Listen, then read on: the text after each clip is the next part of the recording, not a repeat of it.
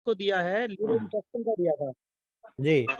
तो sir S1A1 C1 F1 S10 दिया मैंने 10th में, और S11 A3 C15 B और RE है मैंने दिया उसको D6 में। सर मतलब आप समझना कि सिर्फ 8 आवर में सुबह शाम तक बिल्कुल ठीक है वो। ये किस लिए दिया था?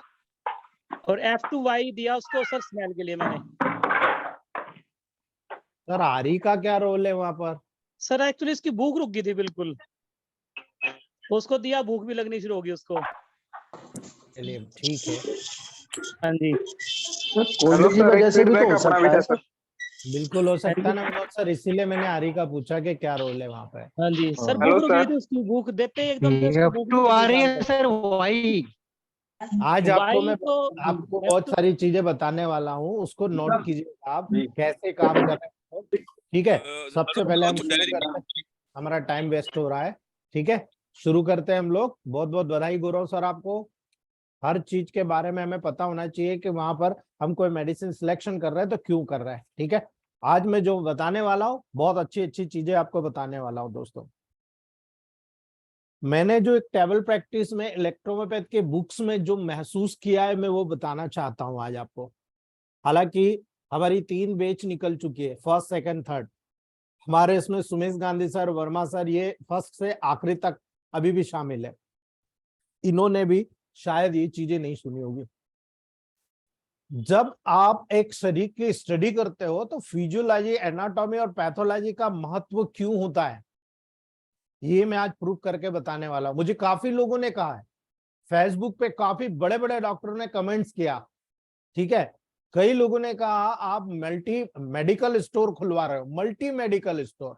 ठीक है, मैं आज उनको प्रूव करने वाला हूं कि ये मोटिवेशन ऐसे ही नहीं दिया जाता सर, किताबों के नॉलेज के लेवल पर या केवल कॉपी पेस्ट करने के लेवल पर नहीं होता है। आपको ये भी देखना पड़ता है कि आप फिजियोलॉजी एनाटॉमी को कैसे प्रूव करोगे कि फिजियो एनाटॉमी और पैथोलॉजी के लेवल पर वहां पर रिजल्ट कैसे दिख रहा है। ठीक है, रविश कुमार सर वीडियो आप कीजिए, video is not allowed, video of कीजिए। बाकी सबके वीडियो चल नहीं रहे, आपके ही वीडियो चल रहे हैं।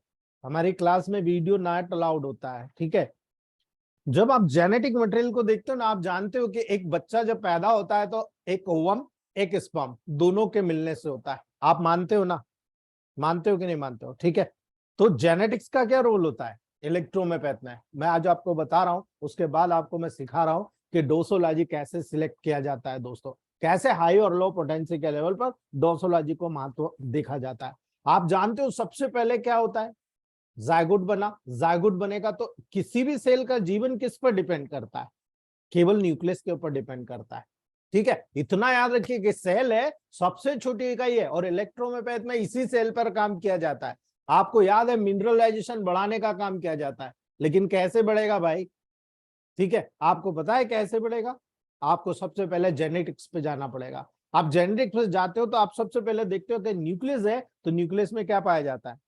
डीएनए पाया। हमने इसको पूरा डिटेल में समझा है, लेकिन मैं आपको कंक्लूजन बता रहा हूं, उपसंहार बता रहा हूं। ये मेरी 2 साल की जो पूरी मेहनत आपके साथ जुड़ी हुई है, ये 2 साल की पूरी मेहनत आपको दे रहा हूं दोस्तों।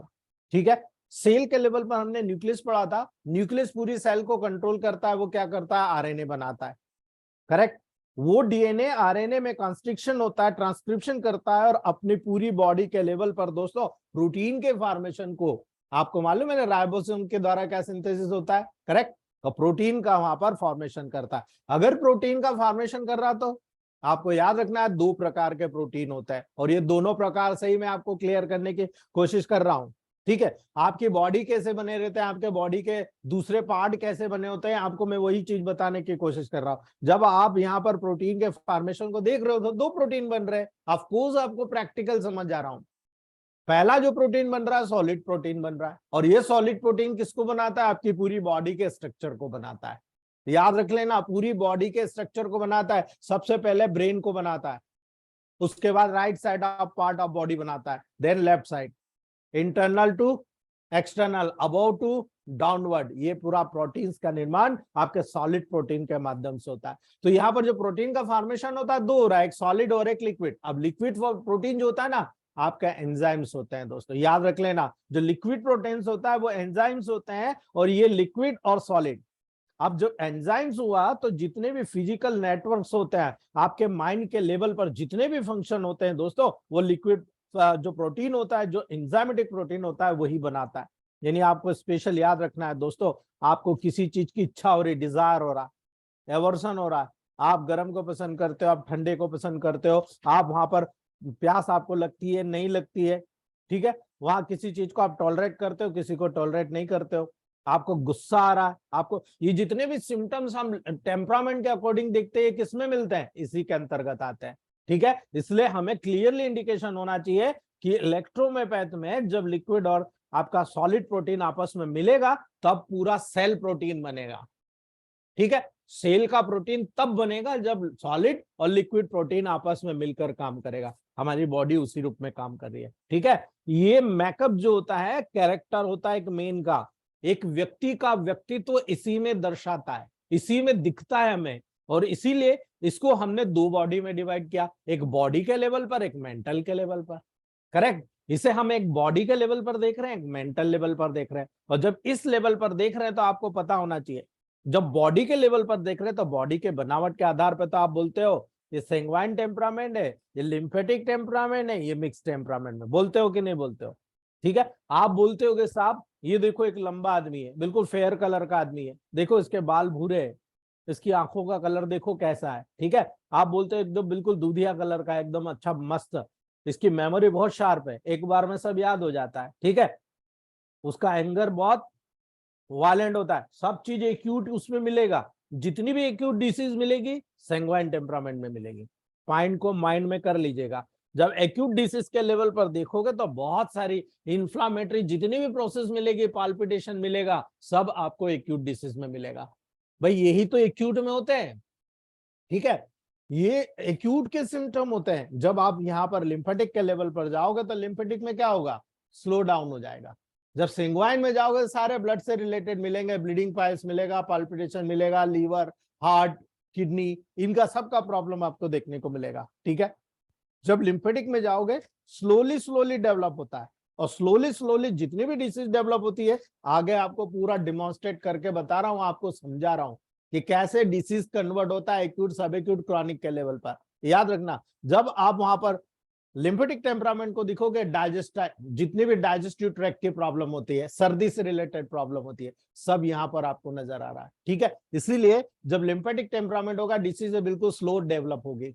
अब जब डिसीज स्लो डेवलप होगी तो खास तौर से आपको ब्लाइंड पाइल्स नजर आएगा, जितना भी आपको डिसीज होती है डीपली स्ट्रक्चर में, बीच में, ना एक्यूट ना क्रॉनिक, बीच में आपको नजर आती है दोस्तों। इसलिए धीरे धीरे डेवलप होती है, और जितनी भी ग्लैंडुलर सिक्रेशन का वहां पर होता है प्रोडक्शन, वो सब रिड्यूस हो जाता है, और उनके रिडक्शन के कारण ही डिसीज क्रिएट होती है। इसलिए लिम्फेटिक चैनल का यहाँ विशेष तौर से ध्यान रखना। लेकिन जितना भी मिक्स्ड होता है, सारा डिजेनरेटिव और डिस्ट्रक्टिव डिसीजेस सब आपको मिक्स चैनल पे नजर आएगी। जितनी भी डिसीज देखते हो आप, चाहे एक्स्ट्रा ग्रोथ देखते हो, चाहे कार्सिनोमा देखते हो, चाहे ट्यूबरकुलोसिस देखते हो, चाहे रिकेट्स देखते हो, जितनी बड़ी बड़ी डिसीजेस होती है सारी आपको मिक्स टेम्परामेंट के लेवल पर नजर आती है दोस्तों। जब आपको ये नजर आ रहा तो ये आपको बॉडी के लेवल पर जाना है, ये बॉडी के लेवल की स्टडी करना, तब मिलेगा। ठीक है, इसलिए मैं आपको कहता था, कई बार मैंने आपको हिंट दिया था, कोई व्यक्ति चल के आ रहा तो बता देना चाहिए this is the case of sanguine temperament, this is the case of lymphatic temperament, and this is the case of mix temperament. आपको बिल्कुल बता देना चाहिए। ठीक है, यही चीज समझ में आता है। जब फेयरनेस लेकर आता है आदमी, बिल्कुल हैंडसम होता है, स्मार्ट होता है, वन टाइम किसी को देखने के बाद आप बोल सकते हो कि यार देखो कितना अट्रैक्टिव आदमी है, वो सैंग्वाइन टेम्परामेंट का ही होता है। याद रख लेना, मेमोरी बहुत शार्प होती है। लेकिन लिम्फेटिक टेम्परामेंट का होता है ना, आप देखो जो सैंग्वाइन टेम्परामेंट होता है, अर्ली सारा डेवलपमेंट हो जाता है, अर्ली मैंसेस हो जाता है, सब हो जाता है। लेकिन लिम्फेटिक टेम्परामेंट में delayed teething, delayed walking, delayed talking, ठीक है, मैंसेस डिलेड, डेवलपमेंटल डिफेक्ट, ये सारा आपको लिम्फेटिक टेम्परामेंट में नजर आता है। ये केवल टेबल प्रैक्टिस के बाद है, टेबल प्रैक्टिस में मर्ज करिएगा अपने दिमाग को आप। ठीक है, और मिक्स टेम्परामेंट में जितना एक्स्ट्रा ग्रोथ होता है सारा मिक्स टेम्परामेंट में नजर आएगा दोस्तों। याद रखिएगा, जो मेंटल सिम्टम आप देख रहे हो, ये तो बॉडी के अकॉर्डिंग मैंने बता दिया आपको, लेकिन आप कहते हो भाई मेंटल सिम्टम का इंपॉर्टेंट क्या, तो याद रखिएगा, जितनी भी हाई पोटेंसी मेडिसिन में आज बताने जा रहा हूं आपको, उसका सबसे बड़ा लॉजिक फैक्टर आपको यहां पर देखने को मिलेगा। आपको ये देखना है कि आप जो किसी भी सिस्टम से, किसी भी फंक्शन से आप किसी भी व्यक्ति का पूरा सर्कुलेशन कंट्रोल कर रहे हो, तो वहां पर आपको याद रखना है हाई पोटेंसी मेडिसिन कैसे काम करी है। यही चीज मैं बताने की बात कर रहा हूं। जब बॉडी के लेवल पर आए तो आप कहते हो भाई न्यूट्रिशन का काम करेगा। जब आप माइंड के लेवल पर जाओगे तब क्या होगा, नेगेटिव में जाना पड़ेगा आपको। याद रखना, जब भी एक्यूट डिसीज होती है आप क्या करते हो, नेगेटिव मेडिसिन देते हो। जब भी कोई नेगेटिव मतलब डिसीज होती है आप क्या करते हो, वहां पर आप दोस्तों उसको पॉजिटिव मेडिसिन देते हो। इसलिए याद रखिएगा, जब भी मेंटल रीजन पे काम करना है आपको याद रखना है control the temperament of man through his brain system means limbic system. और हमने लिम्बिक सिस्टम का बहुत डिटेल में पढ़ा है दोस्तों। याद रखना, यही लिम्बिक सिस्टम जितनी भी नेगेटिव मेडिसिन है ये आपके पूरे सेंट्रल नर्वस सिस्टम के माध्यम से आपके ब्रेन के लेवल पर टेम्परामेंट को कंट्रोल करता है। जिस कॉन्स्टिट्यूशन में जो डिसीज डेवलप होती है उसी कॉन्स्टिट्यूशन को कंट्रोल करने में इन्हीं टेम्परामेंट का बहुत बड़ा रोल आपको नजर आएगा दोस्तों। इसीलिए याद रखिएगा, जब ये जितने भी प्रोटीन्स है जो मैंने आपको बताया, सॉलिड और लिक्विड, यदि ये प्रोटीन्स हाइपर हो गए तो क्या होगा, और हाइपो हो गए तो क्या होगा, याद रखिएगा मेंटल लेवल पर प्रॉब्लम आ जाएगा। याद रख लेना, so many glands are active speedily and produce more hormones. ठीक है, हम बोलते हैं ना इंडोक्राइन ग्लैंड्स में हमने कितना डिटेल पढ़ा कि कोई हार्मोन ज्यादा बन रहा तो हाइपर, कम हो गया तो हाइपो। अगर मैं कहूं इंसोम्निया हो रहा है, हाइपर है या हाइपो है दोस्तों। अगर बहुत ही डीप मतलब वहां पर नींद आ रही, बहुत गहरी नींद आ रही, वो क्या होगा, याद रखना दोस्तों इंसोम्निया हाइपर फंक्शन में आता है। यानी ब्रेन एक्टिव हो गया तो आप नींद नहीं आ रही इसलिए हो रहा है, यानी हाइपर ब्रेन का फंक्शन हो रहा है इसलिए हाइपर एक्टिव हो रहा है। प्रोटोकॉल क्या, यही समझाने की कोशिश कर रहा हूं आपको। यदि इसके विपरीत मान लीजिए आप बहुत सो रहे हो, मीन्स क्या, ये तो नेगेटिव काम हो रहा है भाई ब्रेन का। ठीक है, ब्रेन का नेगेटिव काम हो रहा है तो आप करना क्या है, आपको आप करते क्या हो, S1A1RE दे देते हो। ठीक है, देते हो कि नहीं देते हो, S1A1RE देने से क्या होगा, ठीक है, फंक्शन उसका हाइपो है लेकिन मेडिसिन क्या दे रहे हो आप, पॉजिटिव मेडिसिन दे रहे हो। ठीक है, ये समझने की कोशिश कीजिएगा आप, और यही समझाने की मैं कोशिश कर रहा हूं, क्योंकि उदाहरण देकर आपको बता रहा हूं। मान लो आपकी बॉडी में बहुत सारे हार्मोन्स या एंजाइम्स के लेवल पर गए। ठीक है, आपको मैं कहूं कि एड्रिनलिन, एड्रिनलिन क्या करता है, आप देखो anger, hyper active, phobia, fried, fever, ये सब कौन डेवलप कर रहा है, एड्रिनलिन। कौन है ये भाई, पता है आपको, ये मेंटल से, दिमाग से सिक्रीट होता है। ठीक है, केमिकल है, और केमिकल का कंट्रोल किसके पास होता है, limbic system of brain, nervous system. Control करके बता दो आप पॉजिटिव मेडिसिन से। कितने लोग दावे करते हैं, करके बता दो, मैं तो चैलेंज कर रहा हूं आपको। दूसरा सीरोटोनिन, अगर सीरोटोनिन का लेवल है तो आप याद रखिए जितने लोग सैडनेस और एंजाइटी के लेवल पर चले जाता है सीधा लिंक करता है सीरोटोनिन से। ये कौन से सिम्टम है भाई, ये मेंटल सिम्टम है, याद रख लेना दोस्तों। तीसरी बात, जब यहां पर इपिनेफ्रिन की बात करोगे तो इपिनेफ्रिन भी आपको सैडनेस के लेवल पर, मेलेनोकोली के लेवल पर नजर आता है दोस्तों। डोपामिन, डोपामिन किससे रिलेटेड होता है, मेंटल सिम्टम से ही होता है ना। यानी लव में चले जाओ, हैप्पीनेस में चले जाओ, डेल्यूशंस में चले जाओ, इसका सीधा संबंध किससे हुआ। ठीक है, इसीलिए आपको याद रखना है कि मेरा जो समझाने का मकसद है, इलेक्ट्रोहोम्योपैथ में दो चीज याद रखना, टेम्परामेंट एंड साइकोलॉजी, यानी बॉडी और मेंटल। तो क्या मैं जो कह रहा हूं वो सही है या गलत है, या आप यहां पर निश्चित कीजिएगा। मैं आपको केवल छोटी सी बात कह रहा हूं, यदि कभी किसी पेशेंट को आप ट्रीट करते हो और अगर आपको फिजियोलॉजी, पैथोलॉजी, एनाटॉमी का नॉलेज नहीं है तो क्या आप इस पूरी प्रोसेस को देख सकते हो, समझ सकते हो। ठीक है, यही कमी है इलेक्ट्रोहोम्योपैथ में। ठीक है, यही कमी है, और यही कमी के कारण हम लोग फेलियर के स्टेट में। अभी हमारे जितने भी दोस्त लोगों ने, राजा बाबू सर ने अपना वहां पर जो बात रखी है वो इसी लेवल पर रखी है।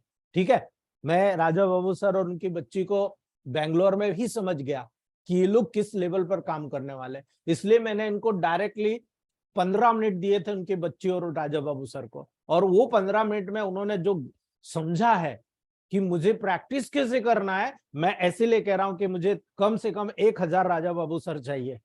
ठीक है। इलेक्ट्रोमैग्नेट की मान्यता दूसरे दिन हो जाएगी दोस्तों, जिस दिन Vinod sir, Gaurav sir, Yash sir, Verma sir, Sumesh sir, Malika ma'am, दोस्तों यही हमारी फैमिली है। अभी बहुत सारे लोगों का नाम नेपाल में बैठे हमारे छबिलाल जोशी सर, ऐसे ही नहीं है दोस्तों, ठीक है। संजय सर यूपी से, ठीक है। Ajay sir, RK Singh sir, Darbara sir, ये क्या है? ये इलेक्ट्रोमैग्नेट के लीजेंड है। कोई एक दिन में नहीं बने, कोई मैंने पैदा नहीं करा 16 महीने में। नॉलेज सब था इनको, सब नॉलेज था, लेकिन फिजियो एनापैथोलॉजी के बैकग्राउंड से वहां पर उसको डिमॉन्स्ट्रेट करके बाहर निकालना और उस चीज को चैलेंज के साथ स्वीकार करके किडनी फेलियर जैसी कंडीशन को 10 मिनट में कंट्रोल करना, ये चीज हमने सीखी है दोस्तों, एक दूसरे के सहयोग से सीखी। कोई मैं अकेला कोई बहुत बड़ा सुपरस्टार नहीं हूं दोस्तों, हम सब फैमिली मेंबर। एक पिक्चर हमने बनाई है 16 मंथ क्लास, ठीक है, और ये सुपर हिट जा रही है दोस्तों। इसलिए इसमें एक एक किरदार है, एक एक व्यक्ति का किरदार है, केवल हमने उसको बिल्कुल चमकाया है, डायलॉग उनके मुंह पे फिट किए कि भाई हाँ आपको ये काम करना है, आपकी ये फील्ड है, काम कर रहे हैं आप, ठीक है। राकेश भारद्वाज सर, दोस्तों नशा मुक्ति में काम किया राकेश भारद्वाज सर ने। इसलिए मैं किसी का पर्सनल, बहुत सारे लोग हैं हमारे नए नए, अभी दीपक सर है, दिव्या मैम है, राकेश सर है, ये सब अभी भी मिले, लेकिन अभी काम देखिए, इनका काम बोलता है दोस्तों। मैं इसीलिए 2 दिन का क्लास लिया हूं कि ये बारीक जो मैं बताना भूल गया हूं आपको, ये मेरे मिस्टेक है, ये मैं आपको बता जाऊं, ताकि आप लोगों को जो हमको 25 साल में नहीं मिला वो आपको साल 2 साल में मिल जाए दोस्तों, याद रखिएगा, ठीक है जी। ज्योति मैडम, आपको मैंने कल ही याद किया था, क्या नाराजगी है, ठीक है। चलिए दूसरी बात शुरू करते हैं। जब आप टेम्परामेंट को देख रहे हो दोस्तों, मैंने तो आपको इतने बड़े बड़े हथियार दे दिए, आपको टेम्परामेंट देखने की जरूरत नहीं। गौरव सर, यश सर, ये जितने सीनियर है, राकेश सर, राजा बाबू सर, ये देखते ही नहीं, जनरल टर्निंग, नेचुरल टर्निंग। लेकिन मैं आपको समझाना चाहता हूं कि मैंने कैसे बैच तैयार किए थे, कैसे बैच तैयार करके आपको बता रहा हूं दोस्तों। जब टेम्परामेंट की बात आई तो आपने देखा कि भाई टेम्परामेंट है, अभी पहले तो कभी इस चीज को बताया नहीं गया कि सल्फर मर्क्यूरी साल्ट क्या होता है। हम लोगों की जो अर्लियर बुक्स थी, आप किसी भी बुक में देख लो, एनएल सिन्हा जी की बुक में भी कभी सल्फर मर्क्यूरी और साल्ट के बारे में डिस्कस नहीं किया गया था दोस्तों, ठीक है। ये धीरे धीरे जितनी भी पोले हैं ना, ये जितने सीनियर हैं ये दबा के रखते थे, ठीक है। जिन लोगों के पास जो साहित्य अवेलेबल होता था वो ये चाहते थे कि सारे लोग हमारे पास आए, हमारे प्रोटोकॉल्स को चलाएं, हमारे पेटेंट को चलाएं, ठीक है। इसलिए इलेक्ट्रोमैग्नेट गर्तों में चली गई। लेकिन आज आपके और हमारे जैसे लोग जो केवल मेडिसिन कैसे आ रही है हमको पता नहीं कि जेन्युइन है कि नहीं है, लेकिन उसी मेडिसिन से हमारे जादू हो रहा है। मानते हो कि नहीं मानते हो आप लोग, ठीक है। मोदी जी जैसा मैं भी बोलता हूं, मानते हो कि नहीं मानते हो आप, ठीक है। याद रखना, यही चीज आपको याद रखना है कि जब सल्फर मर्क्यूरी साल्ट होता है, आप हमें बताइए ये कैसे काम कर रहा है, आपकी बॉडी में कैसे काम कर रहा है, प्रूफ करके बताइए दोस्तों। याद रखना, कभी कोई पूछता है ना तो सीधे बोलना, ह्यूमन, एनिमल, प्लांट और अर्थ, हम सब यहीं से पैदा हुए हैं, यहीं पर खत्म हो रहे हैं, यहीं पैदा हुए, यहीं पे खत्म हो रहे हैं। क्योंकि आपको मालूम है दोस्तों, 18 तरह के माइक्रो न्यूट्रिएंट्स हमारी बॉडी में मौजूद होते हैं जो पृथ्वी पर पाए जाते हैं। Calcium, iron, silicon, potassium, magnesium, copper, iron, zinc, selenium, sulphur, mercury, salt, ये सारे के सारे 18 तत्व जो होते हैं ना, आपको यही से प्राप्त होता है। जब यहां से प्राप्त हो रहे हैं तो ह्यूमन, एनिमल दोनों और as well as simultaneously plant, ठीक है। यहां पर याद रखिएगा दोस्तों, ये जो पर्टिकुलर स्ट्रक्चर्स के लेवल है, यानी ह्यूमन, एनिमल, प्लांट्स, अर्थ, ये एक साथ ग्रो कर रहे हैं।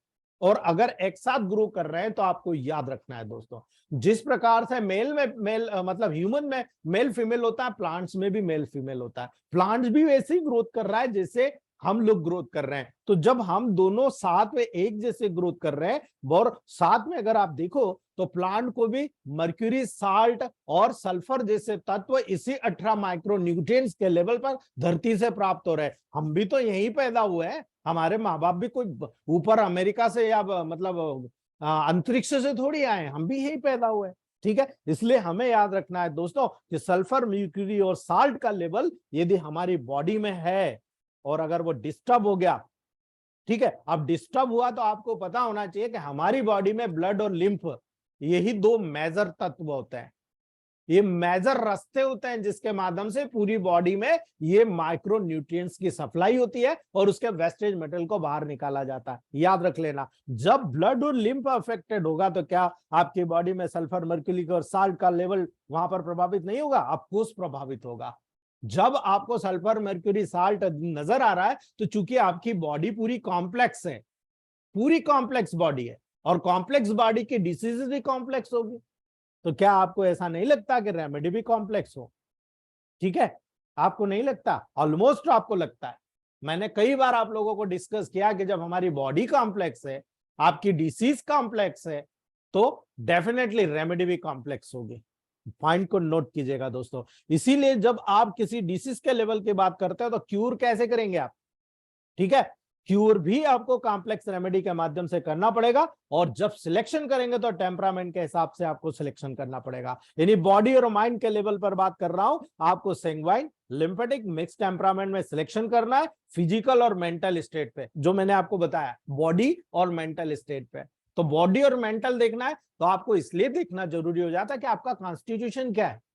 यानी कॉन्स्टिट्यूशन मतलब आप किस वातावरण में पैदा हो रहे हो, उस वातावरण के लेवल पर समझना है। जो माँ बाप के गुण लेकर आए वो परमानेंट हो गए, लेकिन जो वहां पर टेम्परामेंट है वो पार्शियल होता है। ठीक है, कॉन्स्टिट्यूशन एक जैसा होता है आपका, जो टेम्परामेंट का लेवल आप वहां पर देख रहे हो पर्टिकुलर, वो एक जैसा होगा। यानी आप सेंग्वाइन लेके आए तो सेंग्वाइन होगा, लिम्फेटिक लेके आए लिम्फेटिक होगा, मिक्स्ड होगा तो मिक्स। लेकिन कई बार वहां पर क्या होता है, टेम्परेरी टेम्परामेंट भी हो जाता है। यानी आप वहां पर मिक्स में चले गए, आप समुद्र से आए, आप वहां पर पर्टिकुलर हिमाचल पर चले गए, पूरा एटमॉस्फेयर चेंज हो गया, तो वो टेम्परामेंट पार्शियल टेम्परामेंट डेवलप हो गया। जैसे आप फिर आए अपनी जगह पर, वापस नॉर्मल हो गया। इसलिए याद रखिएगा, डिसीज भी इसी प्रकार से हमारी बॉडी में पार्शियल टेम्परामेंट बिगाड़ कर ही आती है। यानी जब फिजिकल और मेंटल डिस्टर्बेंसेस हो रहा है, जब आपने ऑब्जर्व नहीं करना सीखा, तो आप रिजल्ट कैसे लोगे भाई? ये भी बता दो मुझे। रिजल्ट लेना फेलियर होता है, हमारा फेलियर हो रहा है। इसलिए याद रखिएगा, जब आपके बॉडी में डिस्टर्बेंसेस हो रहा तो सल्फर, मर्क्यूरी, साल्ट के लेवल पर हो रहा, और जब सल्फर, मर्क्यूरी, साल्ट बिगड़ रहा है तो आप प्लांट से एक्सट्रैक्ट निकालते हो, प्लांट से स्पेसिफिक एसेंस निकालते हो। बस हमारे साथ दुविधा ये हो गई है दोस्तों कि हमारे यहाँ प्रोफेशनल काम करने के लिए उसको हार्ड फर्मेंटेशन के माध्यम से निकाला जा रहा है। ये थोड़ा सा दुविधा वाली बात है, क्योंकि पुराने लोग जो निकालते थे उसके रिजल्ट लिए मैंने दोस्तों 98, 99 में मेरे पास जो एसेंस का सेट आया था, हमारे गुरुदेव जो आज नहीं है, गैविट हर्बल फार्मास्यूटिकल जबलपुर के डॉक्टर राधेश्याम वर्मा जी, वो नहीं है दोस्तों, बड़ी दुख की बात है। जब वो थे, उन्होंने हमें प्रोवाइड कराया था, वो आज तक हमारे पास 2007 तक हमारे पास चला था दोस्तों। इतना जेन्युइन था वो कोल्ड फर्मेंटेशन से बना हुआ था। यानी आप भी बना सकते हो, कोई बड़ी बात नहीं है दोस्तों। उस कोल्ड फर्मेंटेशन से बने हुए में 3 महीने लगते थे दोस्तों। और आप अगर हॉट फर्मेंटेशन से, आजकल बड़ी बड़ी कंपनियां बुला बुला के दिखाती, देखो देखो हॉट फर्मेंटेशन, हॉट फर्मेंटेशन में बहुत सारे टॉक्सिक मटेरियल भी घुलकर हमारे पास हमारी मेडिसिन में आते हैं। उनके इतने अच्छे रिजल्ट नहीं है, मैं आपको दावे से कहता हूं, उनके इतने अच्छे रिजल्ट नहीं है जो हॉट फर्मेंटेशन से बनाते हैं। ठीक है, जब उसमें आप कूल्ड फर्मेंटेशन के लेवल पर जाओगे तो प्लांट से जितना उसका पूरी जिंदगी का उसने जो वहां पर सार लिया है वही वो छोड़ेगा, टॉक्सिक मटेरियल नहीं छोड़ेगा वहां पे। पहले ऐसा होता था, अभी जो मटेरियल है वो कुछ हद तक दोस्तों, इसीलिए आप देखो एक जो रिजल्ट है वो रेशियो डाउन होता जा रहा है। और दूसरी बात, अभी का एटमॉस्फेयर इतना चेंज हो चुका है कि एटमॉस्फेयर चेंज होने से क्या प्लांट का कैरेक्टर चेंज नहीं हुआ भाई? हमारे कैरेक्टर चेंज हो गए। बचपन में हम कैसे थे ना अभी कैसे हैं, हमारे कैरेक्टर चेंज हो गए, तो वहां पर प्लांट का कैरेक्टर चेंज नहीं होगा? ऑफ कोर्स प्लांट का कैरेक्टर चेंज हो रहा है दोस्तों। इसीलिए याद रखना, सल्फर, मर्क्यूरी, साल्ट जब हमारी बॉडी का डिस्टर्ब हुआ, कॉम्प्लेक्स बॉडी है, कॉम्प्लेक्स डिसीज डेवलप हो गई, मल्टीपल डिसऑर्डर हो गए। ठीक कैसे करोगे? कॉम्प्लेक्स रेमेडी से। ठीक है, इसीलिए उस ऑर्गन के लेवल पर मेडिजी ने इस तरह से फार्माकोपिक रेशियो बनाया कि जिसके आधार पर जो प्लांट जितना अच्छा काम करता है उसी आधार पर उसको सेट किया गया दोस्तों। इसीलिए हमारी बॉडी के अराउंड जितनी भी अर्थ होती है, सराउंडिंग एरिया होता है, वहां पर जो प्लांट्स होते हैं उस प्लांट से एक्सट्रैक्ट किया गया, उस प्लांट में भी यही सल्फर, मर्क्यूरी और साल्ट मौजूद है।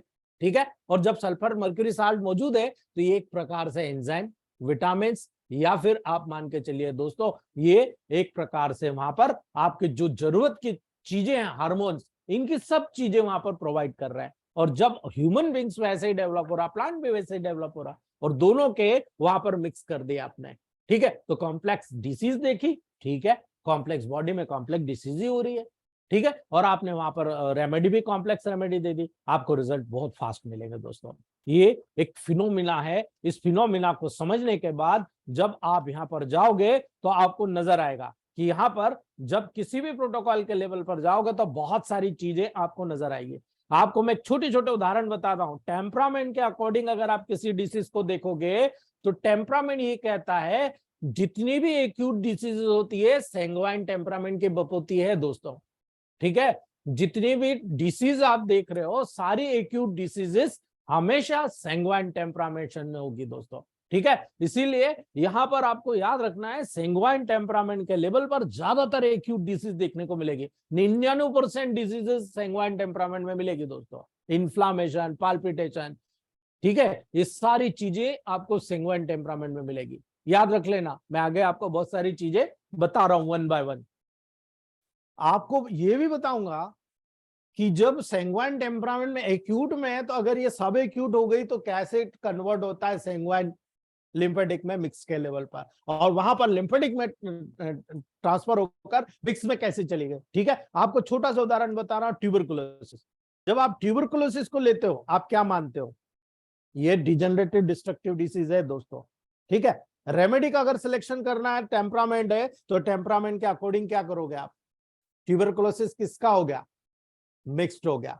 डोमिनेंसी किसकी है, डोमिनेंसी किसकी है ट्यूबरकुलोसिस में, लंग्स की, लंग्स से जुड़ा हुआ है। लंग्स किसका पार्ट है दोस्तों, मेडिसिन सिलेक्शन करना है आपको तो आपको याद रखना है लंग्स एंजाइटी को ग्रुप से जुड़ा हुआ है, पेक्टोरल ग्रुप से जुड़ा हुआ है, ठीक है। सर्कुलेटरी और पल्मोनरी जितना भी कॉम्बिनेशन होगा वो आपको यहां पर याद रखना है दोस्तों, यानी एंजाइटी को ग्रुप और पेक्टोरल ग्रुप आपको नजर आएगा, ठीक है। दूसरी बात, जब यहां पर आप ऑर्गेनिक मेडिसिन सिलेक्ट कर रहे हो तो वो पेक्टोरल ग्रुप की P2 सिलेक्ट होगी।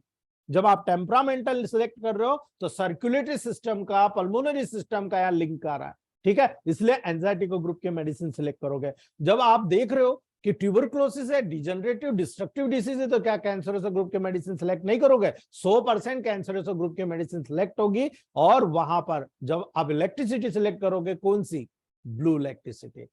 ये सिलेक्शन ऑफ रेमेडी होता है, आपको आदत डालना पड़ेगी। मैं वो चीज आपको समझा रहा हूं, आपको आदत डालना पड़ेगी यहां पर आप कैसे मेडिसिन को सिलेक्ट करें। कृपया करके मैसेज ना करें, आप लोग मैसेज करके दूसरों का ध्यान भंग कर रहे हो, मेरा भी ध्यान भंग कर रहे हो। कृपया करके मैसेज ना, बिल्कुल ना, समझ लो, फिर मैं लास्ट में आपसे मैसेज करवा लूंगा, ठीक है, याद रखना आप, ठीक है। ये ट्यूबर का। अब अगर एक दूसरा उदाहरण ले, हम ड्रॉप्सी की बात करें, अगर आपको मैंने वाकई में सही चीज पढ़ाई है ना तो आपको क्लियर हो जाएगा। जब ड्रॉप्सी की बात कर रहे हो तो टेम्परामेंट क्या भाई, फ्लूइड कलेक्ट हो रहा है बॉडी में, यानी ग्लैंडुलर सिक्रेशन बढ़ रहा है। अब सिक्रेशन बढ़ रहा है तो एक्स्ट्रा सेल्यूलर, इंट्रासेल्यूलर फूड भी तो हो सकता है उसमें, ठीक है। तो ऐसी कंडीशन में टेम्परामेंट क्या सिलेक्ट करोगे, लिम्फेटिक टेम्परामेंट। मैं आपको वेरिएशन सिखा रहा हूं, ठीक है। अगर ऑर्गन्स के लेवल पर जाओगे तो आपकी बॉडी में 3 ही ऑर्गन है जो इस प्रकार के आपको ड्रॉप्सी डेवलप करता है। ड्रॉप्सी का मतलब होता है ऑलमोस्ट पूरी बॉडी में स्वेलिंग होना। आपको 3 चीज पे जाना पड़ेगा, ये 3 ही चीज सबसे ज्यादा ड्रॉप्सी डेवलप करती है। पहली ओवरी, ठीक है, दूसरी किडनी और तीसरी हार्ट। ये 3 ऐसी जगह है जो सबसे ज्यादा ड्रॉप्सी के लेवल पर इन्वॉल्व होती है। अगर आपने ये इन्वॉल्व किया दोस्तों तो टेम्परामेंट आपने लिम्फेटिक देखा तो लिम्फेटिक ग्रुप के मेडिसिन आप सिलेक्ट करते हो। आप सीधे ही बोल दो ना H2C2L1Y, करते हो कि नहीं करते हो, ठीक है। लेकिन मैं थोड़ा सा डिफरेंट बात करता हूं, डिफरेंट चीजें बताता हूं दोस्तों। जब आपको यहाँ टेम्परामेंटल नजर आ रहा तो लिम्फेटिक ग्रुप के मेडिसिन करेक्ट आप सिलेक्ट कर रहे हो, लेकिन जब ओवरी आएगा तो क्या, S2 करेक्ट, फंक्शनल। दूसरा किडनी आएगा तो क्या, S6।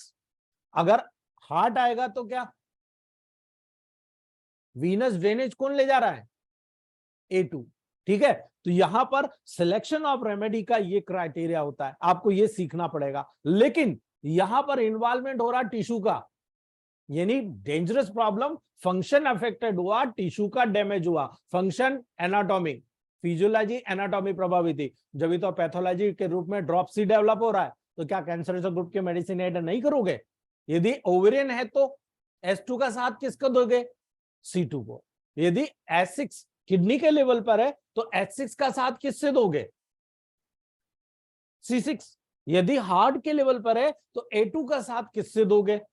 ऑफकोर्स C2 से बनता है दोस्तों, याद रख लेना इस बात को। और जब आप इलेक्ट्रिसिटी के लेवल पर जाओगे, सबसे पहले सुखाने का काम करना है आपको, इन्फ्लामेशन को दूर नहीं करना, लेकिन जब इन्फ्लामेशन और सुखाना साथ में करना है तब YG का प्रयोग करना है, लेकिन आपको सुखाना है तो सीधा G का प्रयोग करना। ये क्राइटेरिया होता है, ये टिप्स होती है, ऐसे सिलेक्ट करना सीखिए आप, ठीक है। कई लोगों ने मुझे कहा था लास्ट डे कल, मुझे बहुत बुरा लगा था दोस्तों, मुझे इतना बुरा लगा था कि आप लोगों से मैं दूर हो जाऊंगा क्लास के बाद, लेकिन वर्मा सर ने मुझे फोन लगा के थोड़ा सा समझाया था और मुझे बुरा लगा था बहुत कि यार देखो आज सब लोग बिल्कुल अब आदर्श लेवल पर सब पहुंच गए और आज हम लोग अलग हो रहे हैं, ठीक है। तो वर्मा सर ने मुझे बहुत समझाया था, कोई दिक्कत नहीं है उस चीज को, लेकिन यही चीज बताने के लिए मैंने 2 दिन का क्लास रखा है आपका दोस्तों, कि याद रखिए। इसका उदाहरण और बढ़ाते हैं हम, सिकल सेल एनीमिया पे आते हैं।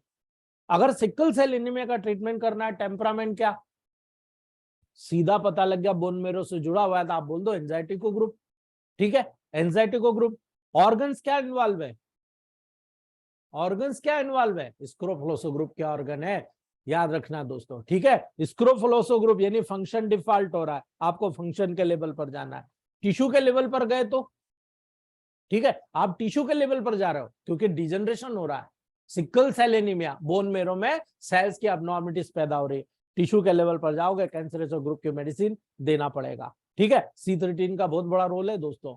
और इलेक्ट्रिसिटी में जाओगे, नर्वाइन WE देना पड़ेगा। एनीमिया में आप WE का सबसे ज्यादा प्रयोग करते हो, ठीक है। आप मानते हो सेंग्वाइन से ज्यादा लिम्फेटिक में एनीमिया होता है? अगर नहीं तो देख लेना आप, मैंने जिंदगी में यही चीज सीखी है प्रैक्टिकल।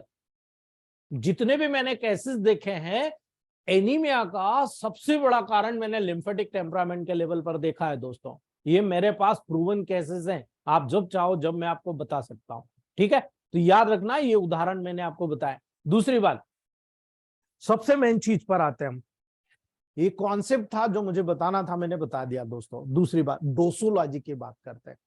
सबसे इंपॉर्टेंट क्या होता है, अभी तो हमें ये नहीं मालूम है कि डोज लाइट करते तो क्या, हैवी करते तो क्या। बहुत सारे लोग मुझे पूछते हैं सर, मैं कहता हूं लाइटर में कर दो, लाइटर में उनको क्या मतलब समझ में आता है पता है, 1 लीटर पानी में 2 बूंद डाल दो, ऐसा पिला दो, ये लाइटर हो गया। अरे दोस्तों, ये आपने बहुत नेगेटिव कर दिया, इसको लाइटर नहीं बोलता है। लाइटर का मतलब होता है आप कोई भी ड्रॉप दे रहे हो, आप 10 ड्रॉप दे रहे हो, 5 ड्रॉप दे रहे हो, कौन से ड्रॉप दे रहे हो उससे मैटर नहीं है। उस ड्रॉप को आप 1 कप पानी में डाल के दे रहे हो, ये लाइटर डाइल्यूशन हो गया।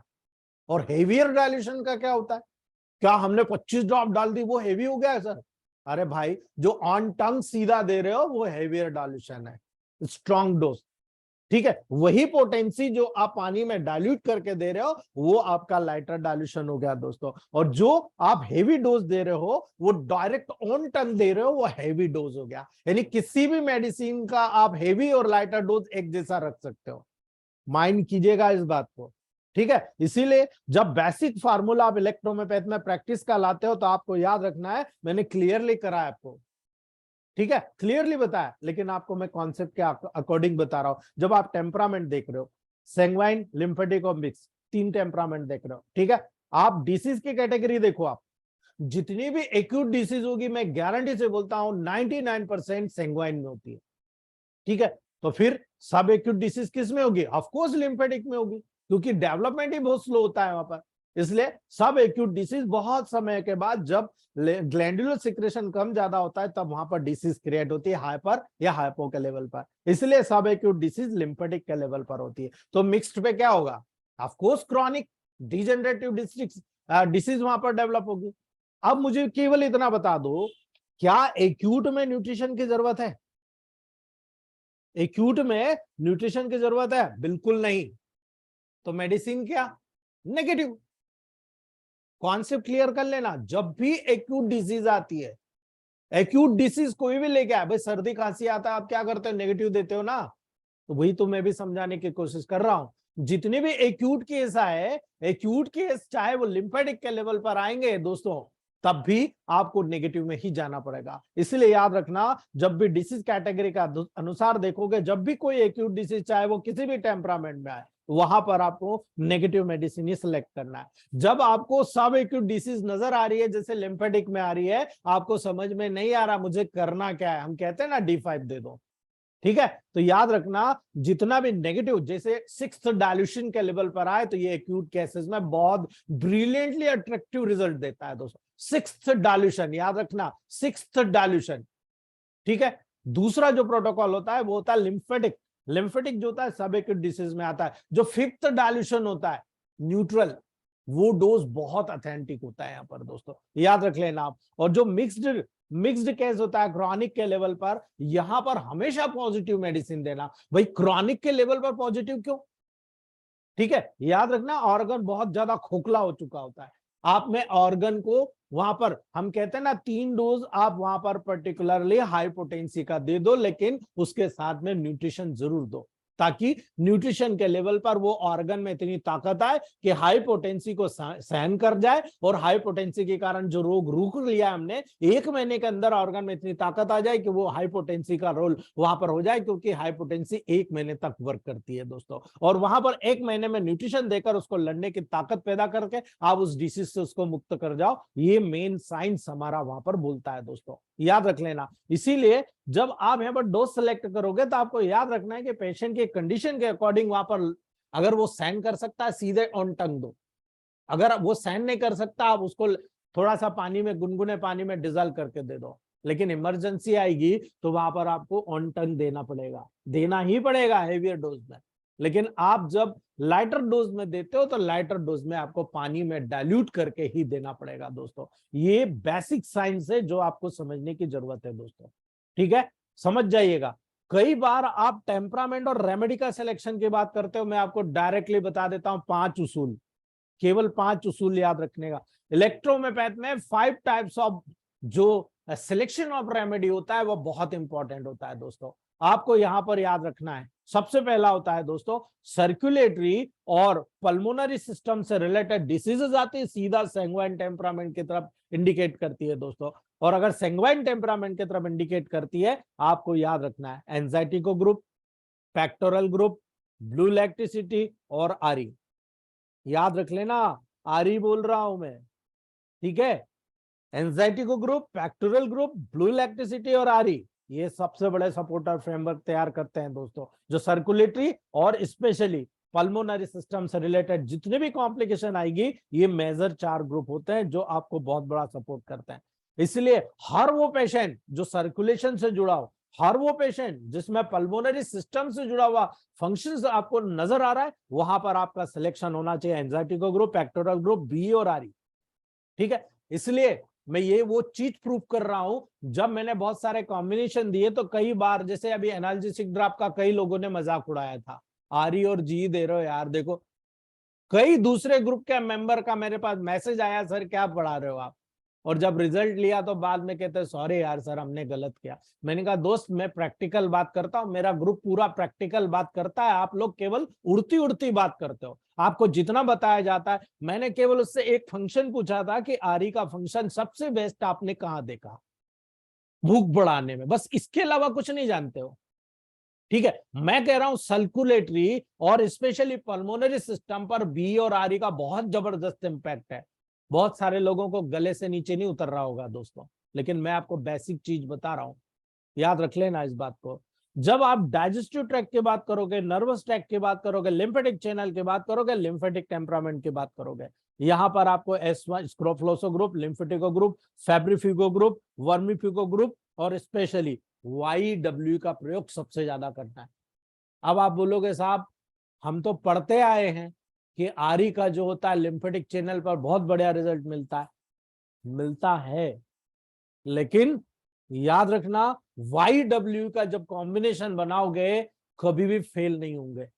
पॉइंट को नोट कर लेना मेरी बात को, और जब आप प्रैक्टिकल करना चालू करोगे तब मुझे रिजल्ट बताना कि मैंने जो चीज प्रूफ के साथ कही थी वो कितना ताकतवर है प्रूफ।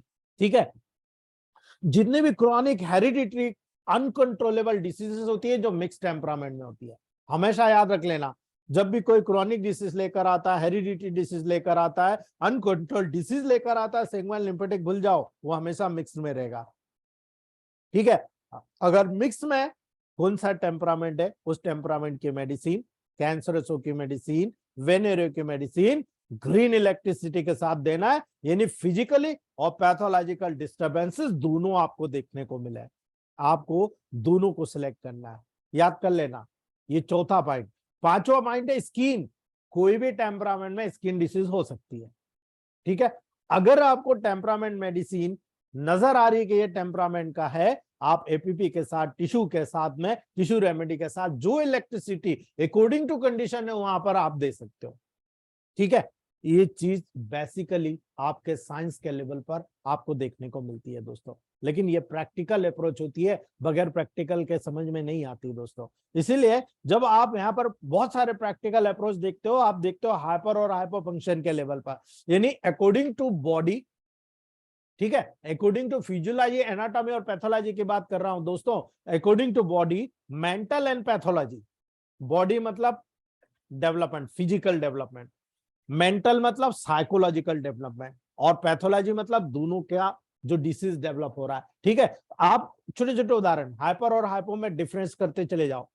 अगर बीपी इंक्रीज हो रहा है तो क्या हो रहा है? ऑफकोर्स हाइपर फंक्शन हो रहा है। अगर बीपी डिक्रीज हो रहा है तो क्या हो रहा है? हाइपो फंक्शन हो रहा है। हाइपर और हाइपो। अगर इंसोम्निया, मैंने उदाहरण दिया था इंसोम्निया का, ब्रेन का एक्टिवनेस हो गया, आपको नींद नहीं आ रही, यानी हाइपर फंक्शन ऑफ ब्रेन हो रहा है। ठीक है, अगर वहां पर हेवी स्लीप आ रही है आपको, यानी आपका ब्रेन कम काम कर रहा है। ठीक है, अब उदाहरण आप देख लो, आपको क्या मेडिसिन देना है। आपको यहाँ रिलैक्स करना है, आप C1 को जनरल टॉनिक D6 में डाल के देते हो, आप देखो रिलैक्स हो गया। ठीक है, यहाँ हेवी स्लीप आ रही, आप उसको स्टिमुलेट कर देते हो, आप S1A1RE दे रहे हो। क्या कर रहे हो? आपने उसको स्टिमुलेट कर दिया, ब्रेन को सर्कुलेशन बढ़ाकर इतना तेजी के साथ आपने, मैंने कहा ना आरई का रोल सर्कुलेशन के साथ देख लो आप। ठीक है, इसलिए S1A1RE का लेवल लिया, आप देखो हेवी स्लीप को तुरंत दूर कर देता है। ठीक है, डायरिया, डायरिया पॉजिटिव होता है कि नेगेटिव होता है? हमको बहुत दिन लग गए समझने में। डायरिया हमेशा हाइपर फंक्शन होता है दोस्तों। किसका? पहले हम यही बोलते थे लार्ज इंटेस्टाइन का, लेकिन जब महत्व समझा, डिटेल स्टडी करी, तब पता लगा कि स्मॉल इंटेस्टाइन का हाइपर फंक्शन होता है। लार्ज इंटेस्टाइन में इतना पानी कहां से आएगा भाई, मरी जाएगा पेशेंट। ठीक है, स्मॉल इंटेस्टाइन से फंक्शन बढ़ने के कारण वहां पर डायरिया होता है। लेकिन कॉन्स्टिपेशन, अभी भी कई लोग अंधेरे में जी रहे। कॉन्स्टिपेशन हमेशा हाइपो फंक्शन होता है दोस्तों, याद रख लेना, हमेशा हाइपो फंक्शन होता है। लेकिन ये दो कंडीशन पे डिपेंड करता है, एक पेरिस्टाल्टिक मूवमेंट पर, एक इंटेस्टाइन के लेवल पर, लार्ज इंटेस्टाइन का जो म्यूकस सिक्रेशन होता है उसके लेवल पर। यदि म्यूकस सिक्रेशन ड्राई हो जाता है तो डेफिनेटली वहां पर कॉन्स्टिपेशन हो जाता है। यदि पेरिस्टाल्टिक मूवमेंट स्लो हो जाता है, वहां पर डेवलप। हमारे किसी डॉक्टर ने होम्योपैथ का जिक्र किया था कि एक बच्चे को ऐसा हुआ था, S1 का 30 डायल्यूशन, उसको स्मेल कराया, उसमें ठीक हो गया। स्मेल कराने से ठीक हो गया दोस्तों, ये तो होम्योपैथ का साइंस है। अगर वही साइंस अगर हम मान ले तो S1 और /30 डायल्यूशन में हम इसीलिए तो सिलेक्ट किए थे कि फटाफट वहां से 3 महीने के अंदर पूरा डाइजेशन, उसका peristaltic movement as well as वहां पर म्यूकस का सिक्रेशन बढ़ जाए, दोनों फंक्शन ठीक हो जाएगा। वही हम उसको स्मेल, अभी हम प्रैक्टिकल करेंगे, बिल्कुल करेंगे। अभी कोई पेशेंट ऐसा आएगा कि जिसको पेरिस्टाल्टिक मूवमेंट नहीं हो रहा प्रॉपर, हम उसको S130 स्मेल करने के लिए देंगे और उसका रिजल्ट लेकर देखेंगे। दूसरा केस में हम देखेंगे कि इंटेस्टाइन के लेवल पर म्यूकस का प्रॉपर प्रोडक्शन नहीं हो रहा, हम स्लास भी स्मेल करा के देखेंगे। हो सकता है कि स्लास स्मेल से उसका जो पर्टिकुलर इंटेस्टाइन के रीजन पे म्यूकस का सिक्रेशन घट गया था वो बढ़ जाए, और बढ़ जाएगा तो डेफिनेटली रिजल्ट मिलेगा दोस्तों। ये हम वहां पर देखेंगे। आप देखते हो कई केसेस में प्लेटलेट हाई हो जाते हैं, किसमें लो हो जाते हैं, हाइपर और हाइपो फंक्शन।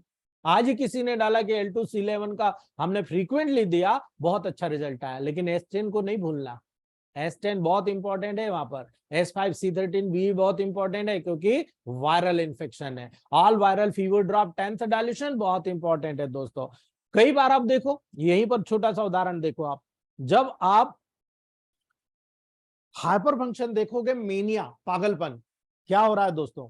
टॉकिंग इनवॉलेंट्री, ये नहीं आप उससे बात नहीं कर रहे हो, लेकिन वो आदमी आपसे लगातार कई जमाने भर की बातें सुना दी उसने, बस बात करना है उसको, कोई भी मैटर निकाल लिया चालू, बंद ही नहीं हो रहा, आप कह रहे रुक जा रहे नहीं ऐसा वैसा, वो चला रहा है। ये नहीं कि ये हाइपर फंक्शन ब्रेन का है, ठीक है। दूसरा पेशेंट है मिलेनोकोली का।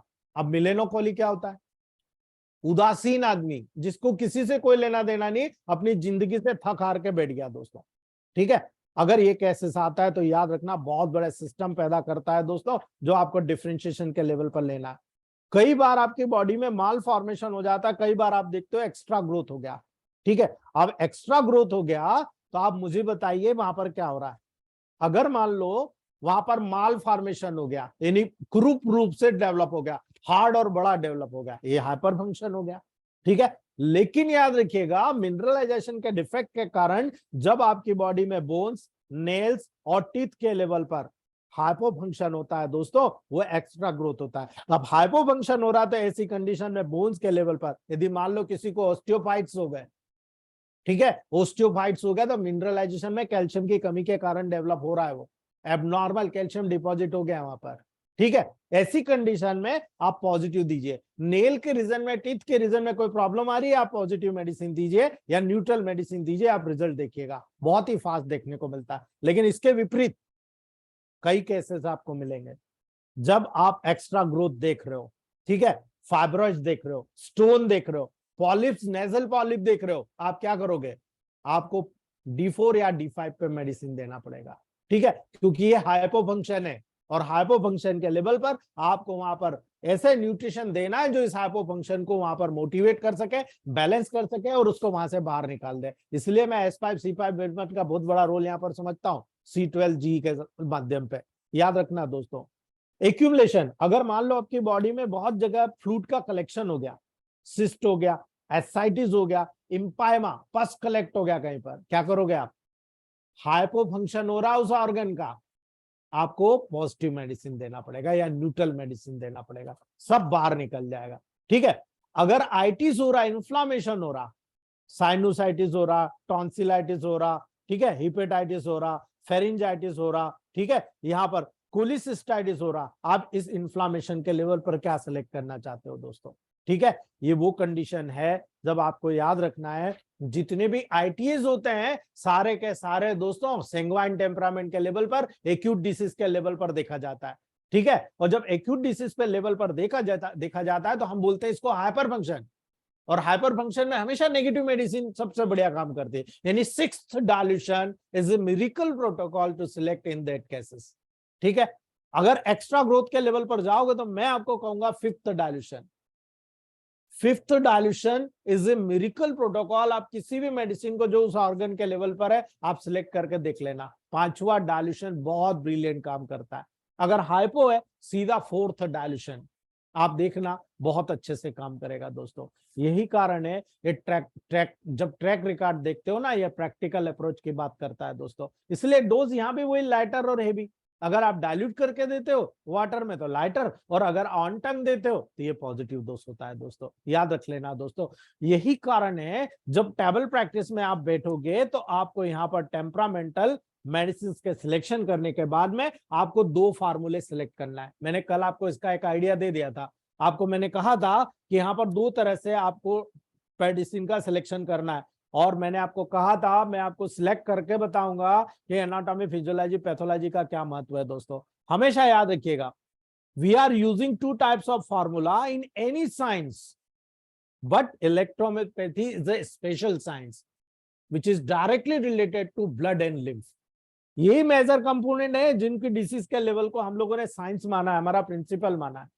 तो दो ही फार्मूला है, जब आपकी बॉडी कॉम्प्लेक्स है रेमेडी भी कॉम्प्लेक्स होना चाहिए, जब डिसीज कॉम्प्लेक्स है तो रेमेडी कॉम्प्लेक्स होना चाहिए। लेकिन हमें दो फार्मूला मानना पड़ेगा, आरडी और आरआर। आरडी मतलब राइट डायग्नोसिस, आरआर मतलब राइट रेमेडी, ठीक है। और इसीलिए मैं हमेशा कहता हूं आपको अगर फिजियोलॉजी नहीं मालूम आप डायग्नोसिस कैसे करोगे, आपको एनाटॉमी नहीं मालूम डायग्नोसिस कैसे करोगे, ठीक है। अगर आपको पैथोलॉजी नजर आ रही है लेकिन फिजियोलॉजी, एनाटॉमी नहीं मालूम तो पैथोलॉजी डायग्नोसिस कैसे करोगे कि एबनॉर्मलिटी है, ठीक है। इसीलिए मैंने आपको कहा था मैं आपको लास्ट में बताऊंगा मैं क्यों महत्व देता हूं कि फिजियोलॉजी, एनाटॉमी, पैथोलॉजी इलेक्ट्रोहोम्योपैथ की सबसे बड़ी जान है, सबसे बड़ी जान है। इसके बगैर आप कुछ नहीं कर सकते।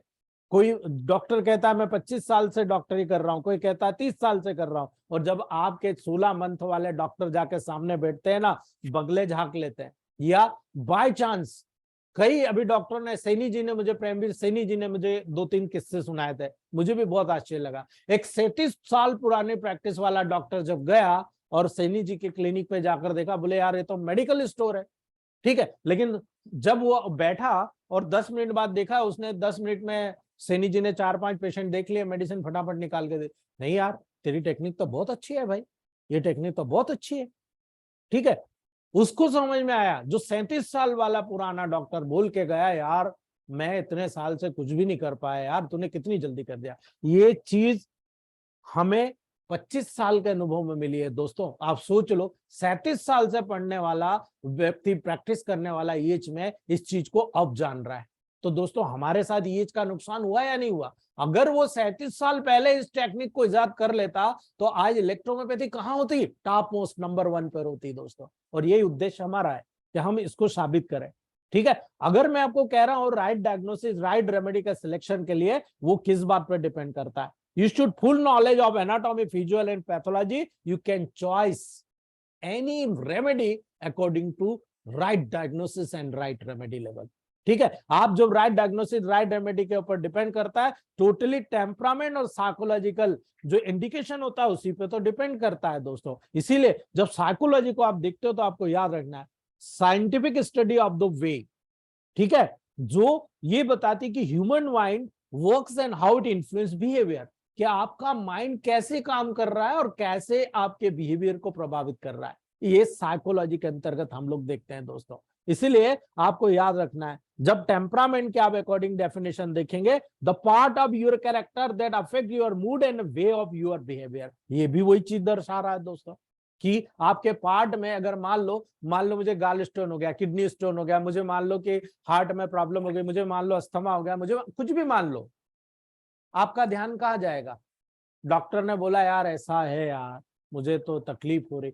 आधा बीमार, आप किसी को पता लग गया मुझे HIV हो गया, किसी को पता लग गया मुझे कैंसर हो गया, किसी को पता लग गया डायबिटीज हो गया, आधा वही मर जाता है।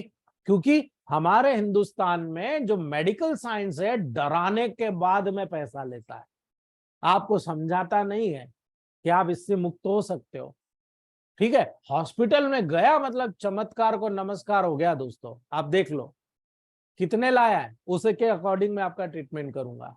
यही काम हो रहा है दोस्तों आजकल। और आप और मैं देखो 1000-2000 रुपए में ट्रीटमेंट कर रहे, तो हमसे पूछते हैं कितने दिन में ठीक होगा। मैं कहता हूँ दरवाजा चले जा, जहां जाना है उसके बाद आ जाना, ठीक है।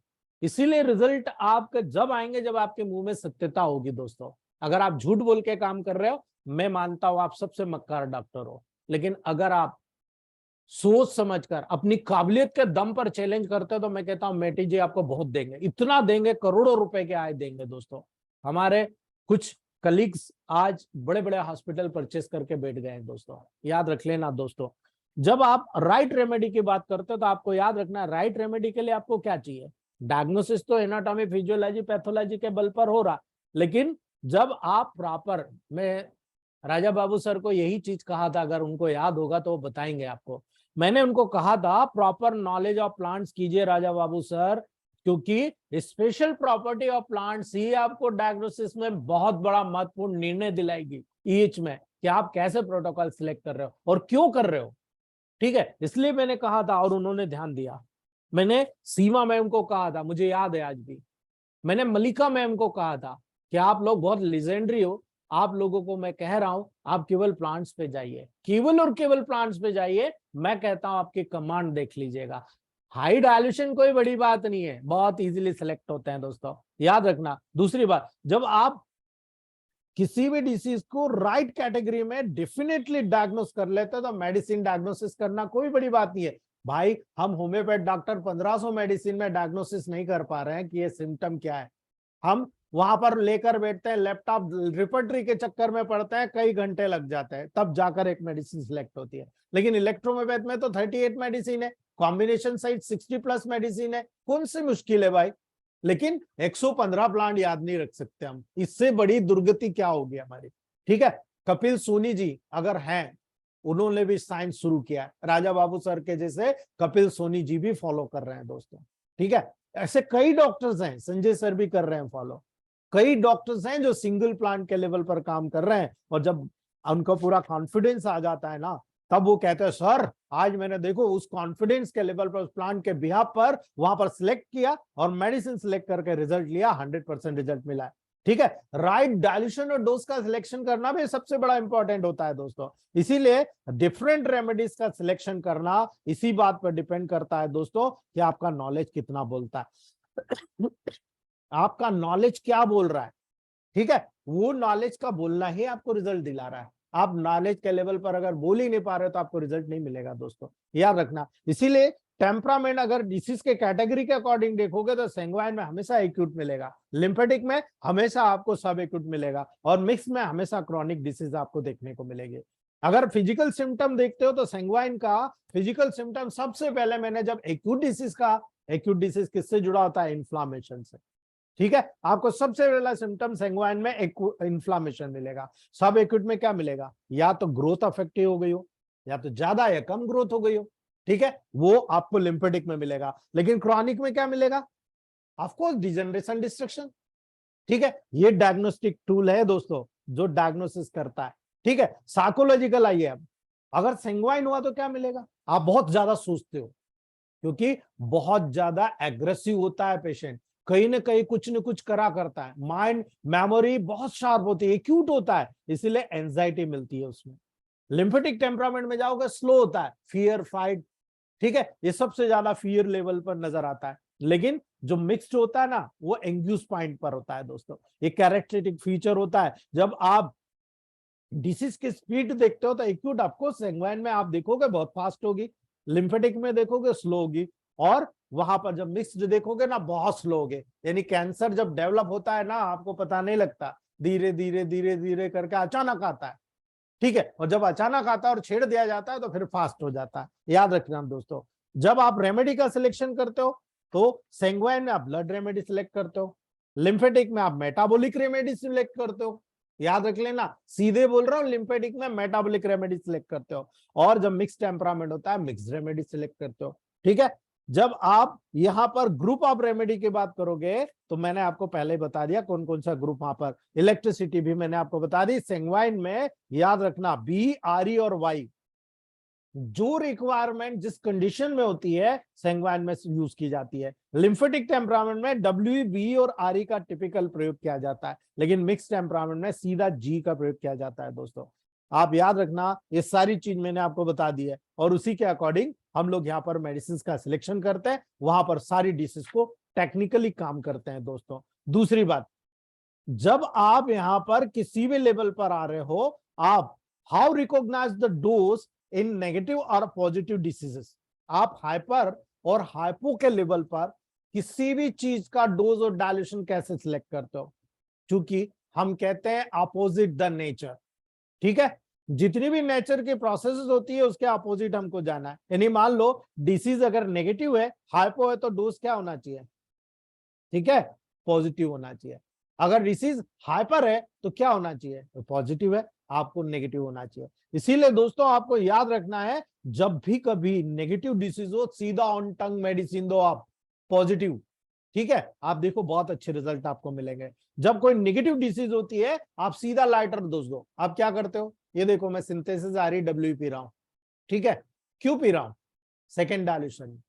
मुझे इतना बोलने के लिए एनर्जी चाहिए, 3 घंटे बोलना, परिवार का दिन भर डिस्कशन करना, बाहर का काम करना, पेशेंट को बताना, पढ़ाई भी करना, मेडिसिन भी बनाना, बहुत छोटी मोटी बात नहीं है दोस्तों। इस चीज को समझना पड़ेगा आपको। ठीक है, आप लोग जब आएंगे कसराव सेमिनार में, कुछ लोग आ रहे हैं आप में से, उनको मैं टेक्निक दिखाऊंगा, तब उनको समझ में आएगा यार कैसे जवाब कैसे देंगे, फोन कैसे उठाएगा आदमी, आपको खुद समझ में आ जाएगा। ठीक है, डायल्यूशन में मैंने आपको बता दिया। अब नेक्स्ट लास्ट बात करते हैं हम दोस्तों। एक एग्जाम्पल के लिए आप कैटेगरी की बात करो, डोज और डायल्यूशन सिलेक्शन की जो थ्योरी है, लॉ ऑफ डोज डायल्यूशन में कल बताऊंगा, क्योंकि ये बहुत महत्वपूर्ण था आपको ये बेसिक साइंस बताना, क्योंकि ये इसके बगैर आप बहुत अधूरे हो दोस्तों। आप इलेक्ट्रोमेपैथ के लेवल पर बहुत अधूरे हो, ठीक है। लेकिन आज मैं बताना चाहता हूं डिसीज का ट्रांसफॉर्मेशन कैसे होता है, एक्यूट, सब एक्यूट, क्रॉनिक को आप कैसे मानते हो। अगर डेवलपमेंट देख रहे हो तो आपको मैं बता रहा हूं कैसे होता है। जब एक्यूट के लेवल पर देख रहे हो, आपके बॉडी में धीरे धीरे देख रहे हो मेटाबॉलिक वेस्ट कलेक्ट हो रहा है, यूरिक एसिड बढ़ गया, ये कौन सी डिसीज हुई, एक्यूट लेवल पर हुई, तो क्या बोलोगे आप, एक्यूट ही बोलोगे ना, ठीक है। ये एक्यूट डिसीज है, लेकिन धीरे धीरे ये यूरिक एसिड आपके जॉइंट्स में चला गया और जॉइंट्स में जाकर छोटे छोटे जॉइंट्स के लेवल पर डिपॉजिट हो गया, आपको क्या डेवलप हो गया, आर्थराइटिस, ठीक है। ये कौन सी डिसीज हो गई, यूरिक एसिड मेटाबॉलिक वेस्ट के रूप में डिपॉजिट हुआ, एक्यूट डिसीज। लेकिन वो यूरिक एसिड आपके जॉइंट में डिपॉजिट हो गया, आपके आर्थराइटिस डेवलप हो गई, ये सब एक्यूट डिसीज, ठीक है। लेकिन इस सब एक्यूट डिसीज के कारण मल्टीपल जॉइंट्स प्रभावित हो गए, जॉइंट्स में आपका डैमेज होने लगा, कार्टिलेज डैमेज होने लगा, तब आपको डेवलप हुआ ऑस्टियोआर्थराइटिस, ठीक है। ये हो गया आपका क्रोनिक डिसीज। आपको ऐसा सोचना पड़ेगा, अगर सोचोगे तो ट्रीटमेंट अकॉर्डिंग टू कंडीशन आपके पॉसिबल है, आप 100% ठीक कर पाओगे दोस्तों।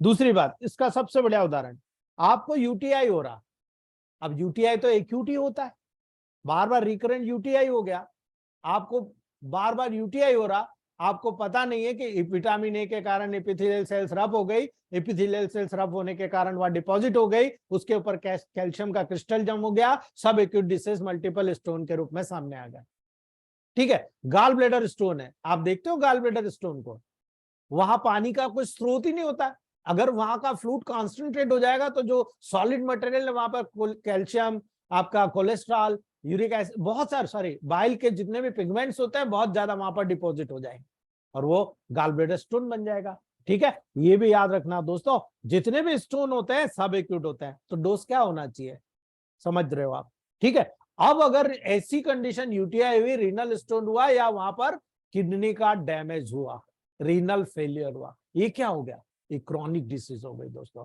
प्रॉब्लम कहां पर है, कहीं और, डिसीज कहां पर हो रही, कहीं और, ठीक है। इसलिए याद रखिएगा, क्रॉनिक हमेशा किसी दूसरी प्रॉब्लम के कारण डेवलप होता है, आपका ध्यान वहां पर जाना है। अगर क्रॉनिक डिजीज को ट्रीट करना है, आपको कारण पे जाना पड़ेगा, काज के कारण आपको कैसे डेवलप हुआ, ये आपको सोचना पड़ेगा आपके माइंड के लेवल पर। मान लो आपको इन्फ्लामेशन हो रहा है, आपकी बॉडी में बार बार इन्फ्लामेशन है, अब महिला है तो महिलाओं को तो इन्फ्लामेशन सबसे ज्यादा होता है। मान लो सब एक्यूट डिसीज के लेवल पर फाइब्रॉइड हो रहा, तो ये पर्टिकुलर क्यों हो रहा भाई, यूट्रस बार बार हर महीने लेयर बदलता है, ठीक है, वहां पर इंडोमेट्रियम में प्रॉब्लम डेवलप हुई, बल्कि यूट्रस हुआ, साथ में आपको थैली बन जाएगी, वहां पर फ्लूइड कलेक्ट हो जाएगा, कैल्शियम का डिपोजिशन हो जाएगा, फाइब्रॉइड कॉमन हो जाएगा। ओल्ड एज में आफ्टर 45 ईयर्स बहुत कॉमन रूप से फाइब्रॉइड होता है, लेकिन जब क्रॉनिक में होगा तो कैंसरस ग्रोथ कन्वर्ट होता है, यानी फाइब्रॉइड से कैंसर नहीं होता, लेकिन हार्मोनल्स वहां पर जितने भी हो रहे, इस फाइब्रॉइड बल्कि यूट्रस के लेवल पर इंबैलेंस होगा, और इंबैलेंस में आप देखो एस्ट्रोजन ज्यादा होगा तो वहां पर फर्मेंटेशन होगा, एबनॉर्मल ग्रोथ हो जाएगी, यानी मिनरलाइजेशन कैपेसिटी कम ज्यादा हो गई, आप देखो कैंसरस ग्रोथ का लेवल डेवलप हो गया, ठीक है, ये क्रॉनिक हो गया, ठीक है। डायरिया हुआ, डायरिया क्या है, एक्यूट, इसका विपरीत सब एक्यूट क्या है, कॉन्स्टिपेशन, ठीक है। और जब कॉन्स्टिपेशन लंबे समय हो गया तो क्या हो गया, अल्सरेटिव कोलाइटिस हो गया। ये सोचना पड़ेगा आपको, अगर नहीं सोचेंगे आप कुछ नहीं कर सकते, अगर आप सोचना चालू कर दोगे, मैं आपको गारंटी से बोलता हूं, 100% आपको गारंटी से बोलता हूं, आपका पूरा फैक्टर क्लियर हो जाएगा और आप 101% आप डॉक्टर के रूप में डेवलप हो जाएंगे दोस्तों, ठीक है। कंजक्टिवाइटिस हुआ, बार बार आपको कंजक्टिवाइटिस हो रहा, आगे सब एक्यूट में कैटरेक्ट हो जाएगा, ठीक है। उसके बाद आगे जाओगे कॉर्नियल अल्सर डेवलप हो जाएगा, ये क्रॉनिक केस हुआ ना, ठीक है। याद रखिए राइनाइटिस हो रहा, बार बार आपको सर्दी हो रही, आगे जाकर नेजल पॉलिप हो जाएगा, उसके आगे देखेंगे डिस्ट्रक्शन ऑफ नेजल सेप्टम हो जाएगा, ठीक है, ये क्रॉनिक में हो गया, वो सब एक्यूट में नेजल पॉलिप हो गया, ठीक है। प्रोटोकॉल क्या, 5th डायल्यूशन, ठीक है। जब एक्जिमा हुआ, आपको स्किन में डैमेज हो रहा है, स्किन में ड्राइनेस आ रही है, बहुत ज्यादा एक्जिमा का लेवल हुआ, वहां अगर वायरस इन्फेक्शन हो गया तो, ठीक है, एचपीवी वायरस का इन्फेक्शन हुआ, आपको सब एक्यूट में वॉट्स हो गया, ठीक है। अब वर्ड्स हो गया, आगे जाकर वहां अल्सर हो गया, क्रैक्स हो गया, सीवेसिस सिस्ट हो गई, ये क्या है, ये सब क्रॉनिक हो गया दोस्तों। ठीक है, हेपेटाइटिस हो गया, आपको लीवर का इन्फ्लामेशन हुआ, लीवर का फंक्शन गड़बड़ हुआ, हेपेटाइटिस हुआ, आगे जाकर आप देखना गाल स्टोन हो जाएगा आपको। ठीक है, अब गाल स्टोन हुआ, आगे जाकर देखो ब्लॉकेज होने के कारण सीरोसिस ऑफ लीवर हो जाएगा आपको, ये क्रॉनिक है, याद रख लेना दोस्तों। नेफ्राइटिस हुआ, एक्यूट इन्फ्लामेशन नेफ्राइटिस हुआ, सब एक्यूट में देखो नेफ्रॉन डैमेज होने लग गए, लेकिन आप क्रॉनिक में जाओगे तो देखो क्रॉनिक रीनल फेलियर डेवलप हो गया।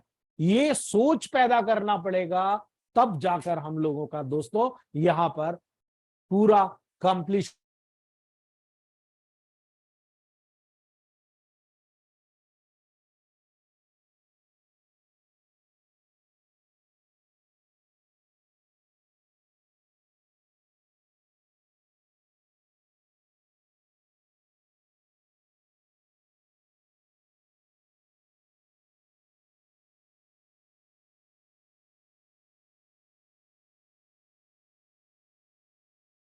तो दोस्तों ये था हमारा आज का लॉजिकल पॉइंट्स, जो मुझे उम्मीद है आप लोगों को समझ में आया होगा। कल sir thank you very much, level पर, thank you so much sir, के लेवल पर मैं थैंक यू बताऊंगा। Very much sir, thank you sir, thank you sir, thank you very much, thank you sir, thank you very much sir, thank you very much sir, thank you. Thank you Manish sir. जी sir आज तो मालूम ही नहीं पड़ा 1 घंटा कहाँ चला गया। हाँ जी, जी प्रकाश सर। तो मैं ये बोल रहा हूँ कि आज का जो लेक्चर है एक्स्ट्रा ऑर्डिनरी था, तो सभी लोगों से रिक्वेस्ट करता हूँ कि ये लेक्चर को दूसरे ग्रुप में भेजें, कल लिंक भेज दूंगा। कोई दिक्कत नहीं सर, कोई दिक्कत हाँ सर, एक बात साझी करना चाहता हूँ मैं आपसे। जी आपने आज कोल्ड फर्मेंटेशन की बात की है जी। मैं पिछले 25 साल से कोल्ड फर्मेंटेशन से ही मेडिसिन बना रहा हूँ, मगर लोगों की रिक्वायरमेंट आज ना हॉट फर्मेंटेशन हो गई है। वो कहते नहीं हमें। मैं हाँ जी, आपको गुरुदेव एक चीज सीधी सी बताता हूँ, अगर आप कोल्ड फर्मेंटेशन बना रहे हो सर, आप हाँ सबको सिखाइए, मोस्ट वेलकम। मैं आपको जय। बता रहा हूँ, हम 1000 लोग अगर बनाने लग गए ना, यस सर, आप बिलीव नहीं करेंगे, इतिहास में नाम दर्ज हो जाएगा। क्योंकि कोल्ड फर्मेंटेशन, क्योंकि मैं ऐसी जगह रहता हूँ शशिकांत से, यहाँ 14 से 15 प्लांट मिलते हैं, इसके अलावा मुझे कहीं नहीं मिलेंगी। ठीक है, सही। अगर आप ये कर रहे हो तो सबको टेक्निक सिखाइए, आप एक वीडियो बना लीजिए और ठीक है।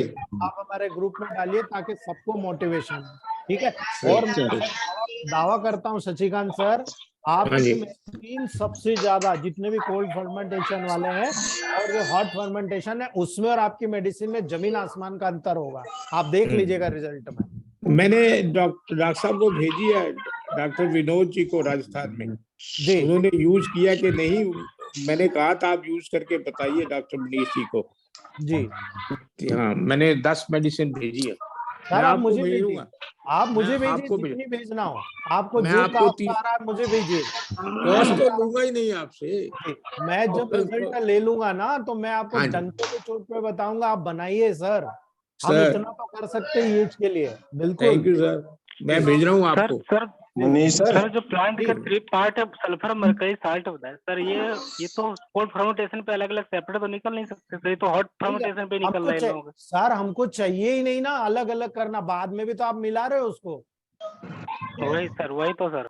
आप बाद में भी तो मिला रहे हो। मैं आपको दावे से कहता हूँ अजय सर, मेरा दिल कहता है, मुझे कभी पहले बोलते हैं ना 16 महीने पहले, तो मैं इनसे अभी तक प्रूव कर चुका होता मैं, क्योंकि cold fermentation magical improver, magic होता है सर। इधर सिंगल ग्लोबल्स बना के दिया, हमारे यहाँ इंदौर में डॉक्टर अशोक पवार सर बनाते हैं, लेकिन वो रिटायर है और इलेक्ट्रोपैथ बाद में किया उन्होंने, लेकिन वो इतने प्राउडी है कि किसी को बताते नहीं, किसी को अंदर लेना नहीं पसंद। मैं भी तो फार्मासिस्ट हूँ जी। जी जी सर सर इन लोगों ने जो डियर डॉक्टर्स प्लीज IDC को जो दिया है सर, अल्केमी मेथड सर जो दिया है, तो अल्केमी मेथड सब सर लोग के बारे में प्लीज प्रूव म्यूट कराया कर है। दीजिए। जी अजय, अल्केमी मेथड में यही लिखा है, अल्केमी में यही सर दिखाया है, सल्फर मरकरी साल्ट को अलग अलग दिखाते हैं। और ये सर इन लोगों ने सन 2007 मैंने एक सेमिनार ज्वाइन किया था सर, अमृतसर में हुआ था।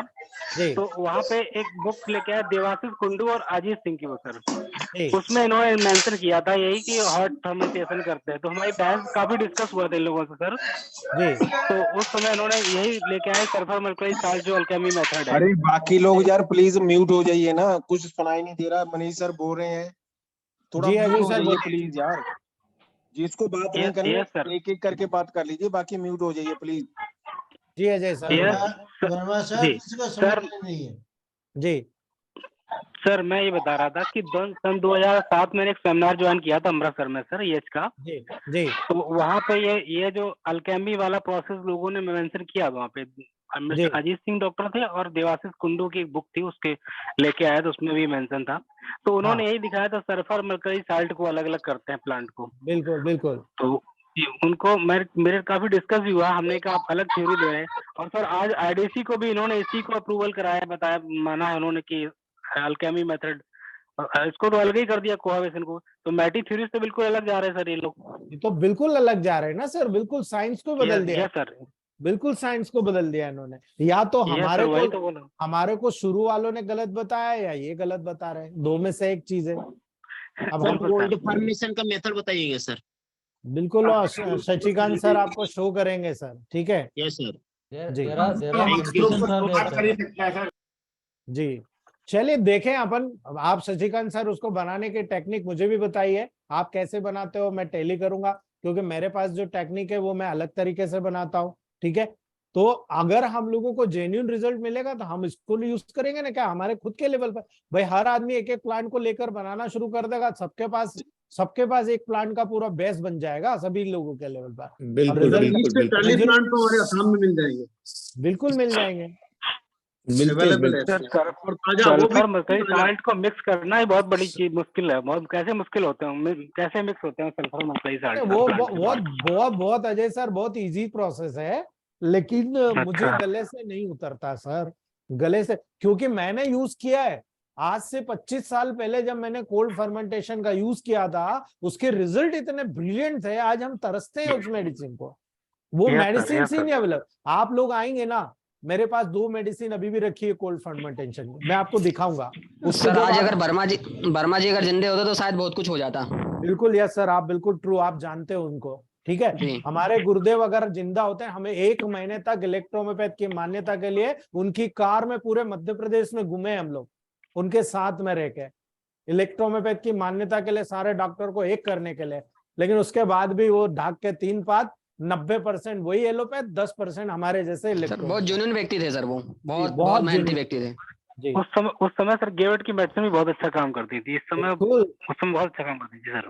100% रिजल्ट थे हर प्रोडक्ट के, क्योंकि वो बोलते थे पाटीदार ये बता इसमें रिजल्ट मिला कि नहीं मिला। मुझे एक साल लग रहा, कई लोग बोल रहे कम मिला। मैंने कहा गुरुदेव इसमें थोड़ा इस मेडिसिन का कॉन्सेंट्रेट बढ़ाओ। वो सुनते सबकी थे, करते अपने मन की थे, और जब रिजल्ट मिलता था बोलता पाटीदार तूने सही कहा। मैंने 3-4 प्रोडक्ट में उनको गाइड किया था कि सर आपके ये प्रोडक्ट में ये कमी है, और जब उन्होंने यूज किया था, आज भी याद करते हैं कि वाकई में राधेश्याम वर्मा सर की जो मेडिसिन आती थी, जब तक वो थे, जब तक जेन्युइन रिजल्ट था। अब सब प्रोफेशनल हो गए, ठीक है।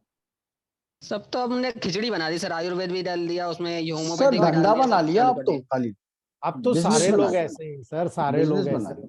सर आपने ईमानदारी से काम एक कर दिन रहे हैं सर। बात की थी मैटी साहब की, कि मैटी साहब के समय में जो मेडिसिन बनती थी कोल्ड फर्मेंटेशन से ही बनती थी जी। वहां से कई ऐसी चीज नहीं निकली कि भाई उनके पास बहुत बढ़िया बढ़िया इंस्ट्रूमेंट थे। कोई इंस्ट्रूमेंट नहीं था जो आजकल लोग दिखा देते हैं इंस्ट्रूमेंट। आप सर ये तो मतलब ये मान के चलो, ये जो इंस्ट्रूमेंट बता रहे हैं ना, ये होम्योपैथ के रिकॉग्नाइज के बाद आए हैं सर। बिल्कुल बिल्कुल। अपने इंडिया में होम्योपैथ जब रिकॉग्नाइज हुआ तब आए हैं। वहां पर तो उनके पास प्रोसेस ही नहीं है, वो तो सारे प्लांट को क्रश करके बनाते थे। हाँ वही कर रहा हूँ जी मैं। जब होम्योपैथ में बॉइलिंग प्रोसेस नहीं था, तो इलेक्ट्रोहोम्योपैथ में कैसे इजाद हो गया भाई? हाँ, ये बस तो सब यही तो फालतू बात है। हाँ, बिल्कुल बिल्कुल हजम नहीं होती सर ये चीजें। हाँ, आपने एक दिन बात की तभी मैंने आप ये होम्योपैथ में भी सर स्पेक्ट्रोस्कोप तो अभी यूज होना हुआ है सर, डायपोटेंसी को मेजर करने की। स्पेक्ट्रोस्कोप तो अभी सर थोड़े दिन से हो जाए होम्योपैथ में भी सर। अरे अजय सर, मैंने जब होम्योपैथ किया ना, मैंने इसीलिए किया, आप बिलीव नहीं करोगे, हमारे बालाघाट ग्रुप में हमारे राजेश साहू सर जुड़े हुए हैं अपने ग्रुप में। हमारे बालाघाट में मैक्सिमम हमारे जितने कलीग्स हैं, हम 12 लोगों ने एक साथ बीएचएमएस किया है, और इसी शर्तों पे किया, और सबने शपथ लेकर किया था। एक भी आदमी है डॉक्टर वीपी दीक्षित बालाघाट में, हम सब लोगों ने साथ में बीएचएमएस इसलिए किया था कि हमें होम्योपैथ नहीं करना, हमें इलेक्ट्रोहोम्योपैथ को आगे बढ़ाना है, लेकिन हम साइंस को समझे तो सही ये प्लांट काम कैसे कर रहा है, और इसलिए हमने होम्योपैथ किया। और आज हमारे सामने है, आप मेरे यहाँ के देखो, मैं होम्योपैथ करता हूँ, बहुत सारी चीजें हैं मेरे पास, लेकिन मैं केवल समझने के लिए काम करता हूँ कि होम्योपैथ ऐसे काम कर रहा है, तो ये तो इससे बेटर काम करेगा। ये चीज सर यस में आपके जो प्रोटोकॉल है 100% साइंटिफिक अप्रूव है सर, बिल्कुल 100% अजय साइंटिफिक। सर, उसके पीछे का कारण है कि जो मैंने जो मटेरिया मेडिका पढ़ाई ना, आपको जो प्लांट पढ़ाए ना, ये मैक्सिमम मैंने होम्योपैथ के लेवल पर डिटेल स्टडी करके उसके पॉइंट्स को नोट करके पढ़ाया। ठीक है, कि अगर ये काम ऐसे कर रहा है तो इलेक्ट्रोहोम्योपैथ का भी वैसे काम करेगा। आप आएंगे, उड़ीसा वाले जो एम आचार्य जी हैं, उनसे मैंने सिंगल मेडिसिन लेकर करीब 70 प्लांट्स का सिंगल, मैंने स्पेजरिक एसेंस लेकर सिंगल ही काम किया है। मैंने 10 साल काम किया है उन स्पेजरिक एसेंस के, और आज भी मेरे पास रखे, और आज भी काम करता हूं मैं। मुझे जब लगता है मैं उसी मेडिसिन का उपयोग करता हूं, और मुझे बहुत अच्छे रिजल्ट मिलते हैं, सॉलिड रिजल्ट मिल रहे हैं मुझे। ठीक है यस सर। जी, वो क्या भी रहे सर कि आप उनके पेटेंट नहीं, आप उनके वही यूज करते, पेटेंट यूज नहीं करते, क्या भी रहे मैं उनके 4 पेटेंट यूज करता, मैं झूठ नहीं बोलूंगा, आप आओ मैं दिखाऊंगा। डर्मोकेयर ड्रॉप, डर्मोकेयर लोशन, ये है उनका, और creatinine reducer, it's a miracle, cistron, ये 4 प्रोडक्ट मेरे पास दिखाऊंगा, मैं अनबीटेबल यूज करता हूँ। एट ए टाइम मेरे पास 100 पीस मिल जाएंगे आपको उनका, हर दूसरे तीसरे में। अभी तो उनका एक्सीडेंट हो गया, इसलिए मैं ज्यादा उनसे अभी कांटेक्ट में नहीं हूँ, क्योंकि बेड रेस्ट कर रहे हैं वो, लेकिन he is a genuine person, जो भी है ना, बिल्कुल क्लियरली बताते हैं जी। ठीक है दोस्तों, आज ये हमने तो सर आपको ज्वाइन इसीलिए किया था, आप होम्योपैथिक सीखे और आपको डीप नॉलेज थी प्लांट्स की, सर, और ये बेनिफिट हमको मिला है। बिल्कुल बिल्कुल। मैं मेहनत किया हूँ, बिल्कुल मैं मेहनत किया हूँ। अब आपकी बारी है विनोद सर, 16 महीने आपने जो दिए है, मैं आपको मान के चल रहा हूँ, कविता मैम कलकत्ता के लेवल पर, लावण्या मैडम कलकत्ता के लेवल पर, वो जीनियस है। बैंगलोर में मलिका मैम देख लो, सीमा मैम देख लो, अनुराधा मैम देख लो, हमारे किरण सर देख लो, मतलब एक एक एरिया में हमारे 5-5 व्यक्ति हैं, हमारे फैमिली मेंबर। अगर ये 5 मेंबर काम करते हैं, आप मान के चलना 5 साल बाद इनके पास फुर्सत नहीं रहेगी, और उस एरिया में लोग बोलेंगे यार कहीं मत जाओ, वहां चले जाओ, ये 5 क्लिनिक है इलेक्ट्रोहोम्योपैथ के। ठीक है, ये चीज होना चाहिए बस, बाकी कुछ नहीं है। सर मेहनत करना सिखा दिया सर। जी बिल्कुल अजय सर, पैसा आप देखो, पैसा कितना आ रहा। अभी वो क्या नाम है, राकेश भारद्वाज जी कहते हैं सर, मैं आपको बयान नहीं कर सकता हूँ, 90 से 100 पेशेंट रोज देख रहा हूँ, खाना नहीं खा रहा हूँ मैं, बताइए आप। ठीक है, आप तो सर मेहनत करना सीख लिया, सिखा दिया पे वर्क कर रहे हैं सर, वो नी जॉइंट पे वर्क कर रहे हैं, और एक ही पेशेंट से 10,000 लेते हैं सर। आप देख लो, ये प्योर इलेक्ट्रोहोम्योपैथ एबिलिटी है सर, एबिलिटी। यस सर, मैं गया हूँ सर। प्लांट स्टडी के लिए क्या करना पड़ेगा सर? कुछ नहीं करना है आपको, जो 4 महीने मैंने सीखा है ना, उसके अलावा कुछ नहीं है। उसकी केवल नोट्स बना लो, डेटा नहीं सर, कुछ भी नहीं करना है, कुछ भी नहीं करना। आप कम से कम, अब राजा बाबू सर से पूछिए, केवल 10 टाइम्स स्टडी करना पड़ेगा एक प्लांट को। आप S1 पढ़िए तो 10 टाइम S1 पढ़िए बस, उसके बाद में आप दूसरी कोई रेमेडी पढ़िए। उसके बाद कभी S1 पढ़ने में, मतलब नक्श भूमिका को पढ़ने में आपको कभी जरूरत ही नहीं पड़ेगी। आप नक्श भूमिका को 10 बार पढ़ लो, उसके बाद S1 के सारे प्लांट मैंने जो अलग अलग बताया ना, एक मेन प्लांट है, उस मेन प्लांट को आप स्टडी करो। ठीक है, पहले आप S1 को पढ़ोगे 9 प्लांट्स में एक भूमिका हटाओगे, आपका S2 बनेगा लाइकोपोडियम। जब S3 में आओगे, आपको वहां पर र्यूम पल्मेटम। ये जो एक एक प्लांट चेंज हो रहे हैं ना, लेकिन बाकी के तो सेम प्लांट है, उनका रेशियो पे देखो, ये रेशियो क्यों यूज किया है, बेस बनाने का तरीका है, कल बताऊंगा आपको मैं, बेसिक लॉ ऑफ प्रैक्टिस। ठीक है, तो यही रखते हैं दोस्तों हम। कल हम मिलते हैं। Thank you sir, thank you very sir much. आपने जिस Thank you, तरीके से Manish sir. तैयार Good किया है night. ना, Thank you very बहुत much, sir. जी, Gopal Thank sir. you, sir. Good Okay. night, sir. Thank you, sir. Thank you. Good Okay, night, sir, sir. good night. Thank you, sir. प्रणाम आपको। जी sir.